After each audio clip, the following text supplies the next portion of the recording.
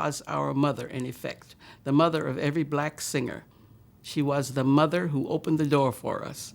She made everything possible. She opened all those doors that had been closed. All the hotel rooms that wouldn't come open for us to stay in, all the halls that people say we couldn't sing in, where now you were able to sing in. She made things possible for us. I remember seeing her on stage. This woman who I thought was at least 2 meters tall.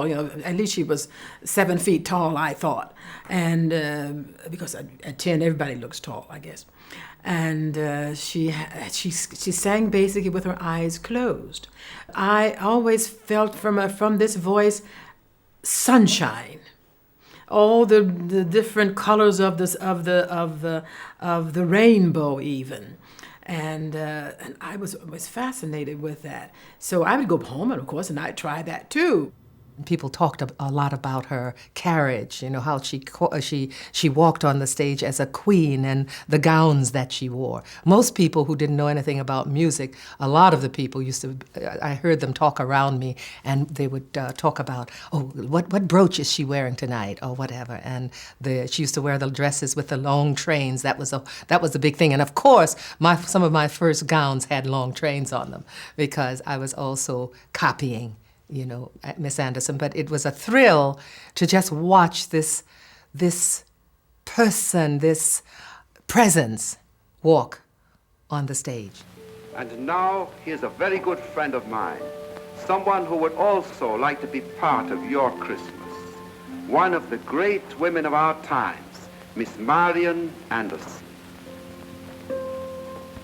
Thank you.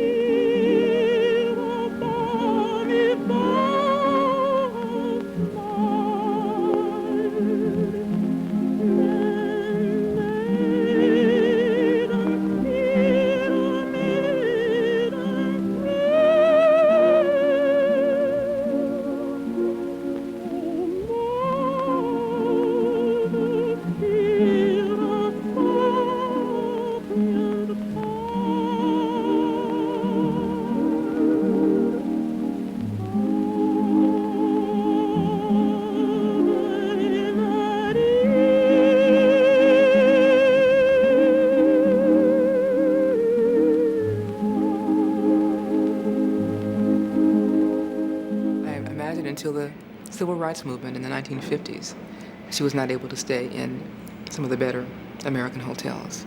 In Europe, she was. In the U.S., she wasn't able to go to many restaurants. Even after leaving one of her own concerts being accompanied by white patrons, she was turned away from restaurants. Certain concert halls she wasn't able to appear at.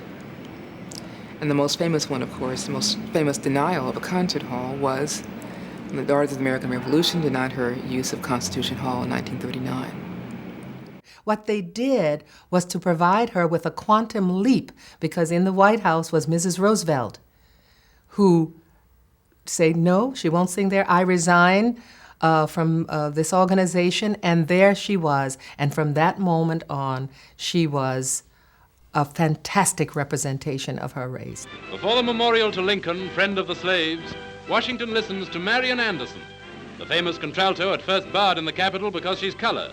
And her song is one of the world's strangest musical coincidences, a famous American national air.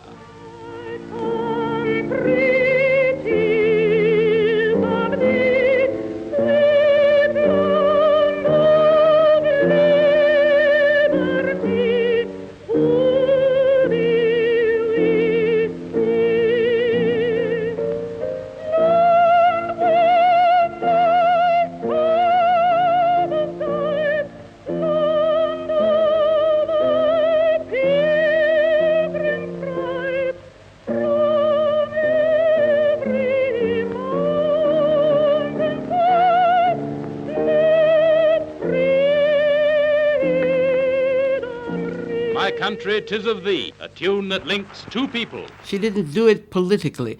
There are people who do things in a political fashion, and you know when they're being political. Whatever she did because she meant it. And she didn't do it to make a big scene or a big fuss or brouhaha. She's the most unpolitical person I know of.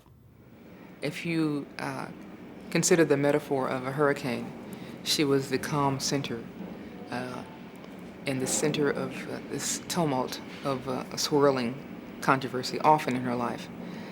Remaining in the center, always being at peace with herself, in much the way that Gandhi did. And she was often compared to Gandhi. She had the kind of grace and kind of almost enigmatic presence about her that was maybe mystical, some might say. She had the ability, in the same way that Gandhi talked about passive resistance, Anderson was the champion of passive resistance.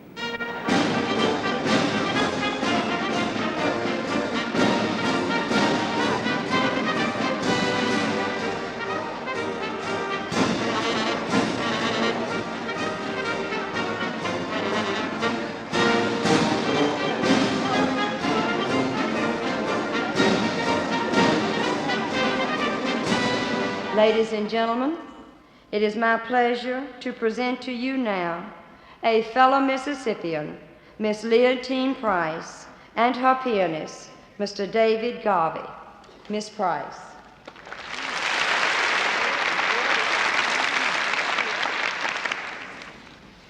Ladies and gentlemen, I would like to thank the Daughters of the American Revolution for their most gracious invitation to sing here tonight for the 91st Continental Congress, and I dedicate this performance to Marian Anderson, a shining inspiration, a national monument, a magnificent artist, and a truly great American. Thank you.